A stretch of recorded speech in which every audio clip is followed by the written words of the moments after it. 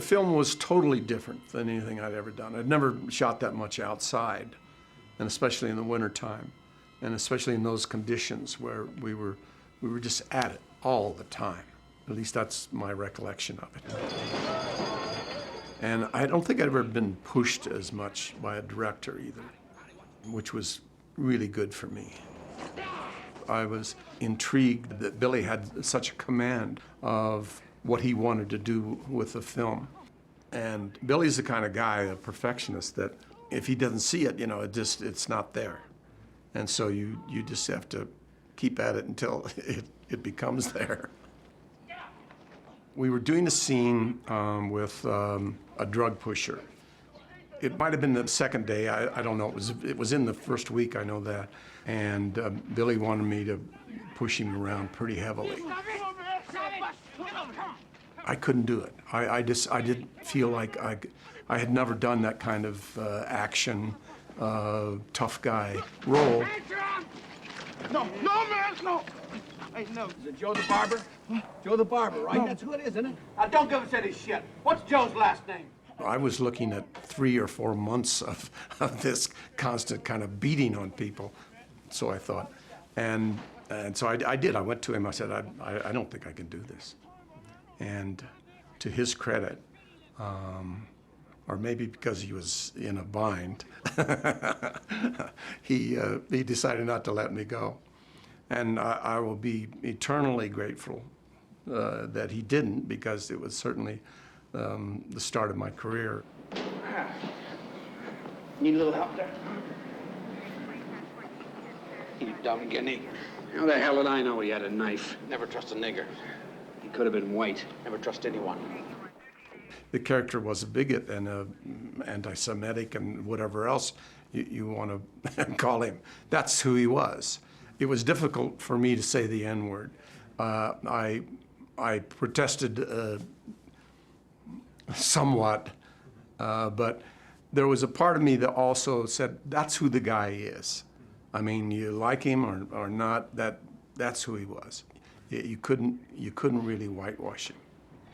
All that is great, but you belong. Eddie Egan was on the set a great deal, every day, as I recall. The first thing you know, you'll wind up in an entrapment trap, the both of you. And so I pulled a great deal of what I did from his attitude. Big score my ass. At best, he's selling nickel and dime bags. I mean, he had cop written on his forehead. You saw him on the street and you knew he was a police officer. He was just this big, tough guy. He wanted Rod Taylor for the part that I did. He thought he looked like Rod Taylor. Jimmy, you wasted 2 months on this. He and I didn't get along great. I appreciated him because, you know, he was the basis of the movie. But, but we had our differences. He went into a bar one night and he did the scene that's in the film now, where Popeye comes in and yells out, "Popeye's here, get your hands on the bar." And he did that. All right, Popeye's here. Get your hands on your heads. Get off the bar and get on the wall. But he did it for real. I mean, there were real bad dudes in there. And so I could see that was possible. Move, face the wall. Turn around there. If a guy was tough enough, strong enough, a real police officer could get away with that. When we went to do that actual scene in the film, I walked into this bar and there was, I'd say 50 of the toughest, rattiest looking people I'd ever seen in my life. And I thought, there is just no way in the world I'm ever going to get through this scene alive. Get that phone. Come on. Move, move. We rehearsed it just kind of briefly, and Sonny, I think it was, said, I want you to meet a couple of guys. And he started introducing me to these people, these extras, I thought, and they were all police officers. Everybody in that scene in the bar were police officers, which was a great relief to me. Get that hair done before Saturday. We're going now. Goodbye. I was never aware of having to compromise in the picture at all. which is a great credit to Friedkin, because a lot of times non-actors stick out like a sore thumb. But I don't think they did in French Connection. I think people blended pretty well. As an actor, I never adjusted to anybody in terms of how much experience they had. I would do what I felt was the right thing for the scene, and it was up to Billy to see if the other actors, street people or non-actors, would come up to that or be at that level or however you want to describe it. It was a great break for both of us. I don't think Roy had done a lot of work. I always felt very comfortable with him. He was always rock solid, always right there. He was a terrific actor, kind of underrated in a lot of ways. I think the fact that we had gone out with the police for a couple of weeks off and on prior to the shooting of the film helped us a great deal, because we got to know each other as people and as actors, and it helped that we were pretty comfortable with each other. We had a great sense of safety.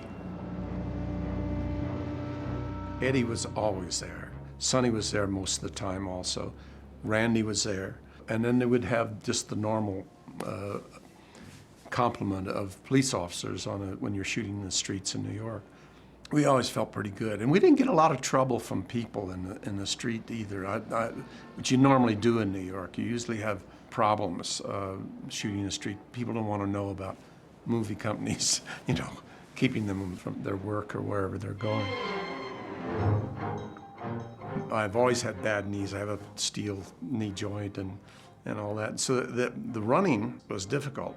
I had been somewhat of an athlete, in the Marine Corps and one thing or another, but running in leather-soled shoes in New York, and a lot of running, especially early on in the film. I think that was only 2 days when we shot in the subway. Strangely enough, Egan actually did that scene with the real perpetrator of the French Connection. And when he waved at the end of that scene, that little kind of wave, evidently that was some acknowledgement that he knew he was being followed. And they actually could indict him because of that. That was quite a notorious scene.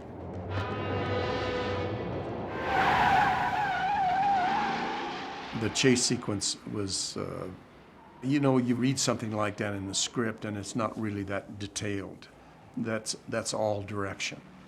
That's all somebody's real idea of the way to make a film really move. You can't put that down on paper. Yeah, the car sequence was interesting because we worked on it a long time, 2 weeks or something like that. And it all cut back and forth between the elevated train up above and what was going on down below on the street. And I tore up a couple of cars. They had the street closed off. They had, police all over the place, closing all the streets coming in, and for about 4 or 5 blocks, so we could really get a run. And we were going, 70, 75 mile an hour probably, maybe more. But what they hadn't figured is that the cars that were parked along the street belonged to people in the houses, and they were going off to work. So in the midst of one of these long, really hell for leather runs, suddenly out of the corner of my eye, I see a guy pulling in front of me. And bam, we hit like that, and it drove me into the steel upright of the elevated trains and washed the car out. I had no idea if it would be successful or not. None. And I've never had any idea in any of the films that I've ever done. I said I was clean. I'm not gonna get stuck, am I? No, I said I don't think of them that way. I think of them as the work, I try to keep it on that level rather than think in terms of results. The result of the film, of course, it was well received, it made money, everybody did well from it. Hold on! My career just started then. You know, I was really a second banana at the most.